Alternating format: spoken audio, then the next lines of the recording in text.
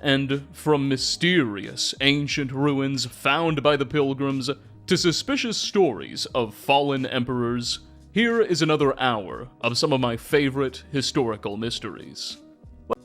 However, what you may not have known is that when those early pilgrims first arrived on the shores of Massachusetts, they apparently encountered the ruins of an old European fort that was already there, as well as the grave of what seems to have been an adult European male.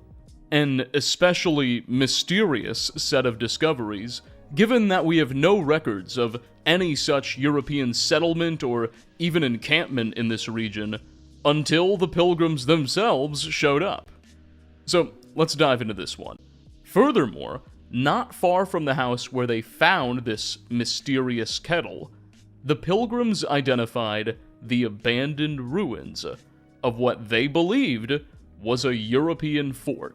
Not far from this place, we found the remainder of an old fort, or palisade, which, as we conceived, had been made by some Christian. So, Bradford and his party identified the rubble of an abandoned Indian home where an iron kettle was present, which necessarily must have come from Europe sometime before the Mayflower arrived.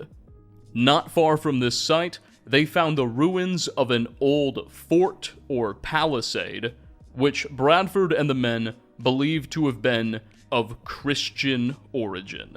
But we'll circle back to it in a second, because later on in their expedition, not very far from this alleged fort, the Pilgrims encountered a grave, which they dug up, and in it, they found what seemed to have been the remains of a European adult male with blonde hair and a young child. Others said that the Indians have all black hair, and never was any seen with brown or yellow hair.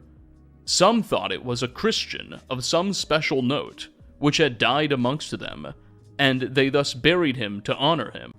Frankly, when I first read Bradford's account, I couldn't believe my history teachers left this out of their lessons on the Plymouth colony. So, not only was this figure almost certainly a European, but they appear to have earned the respect, perhaps a lot of respect, from the local Indian community.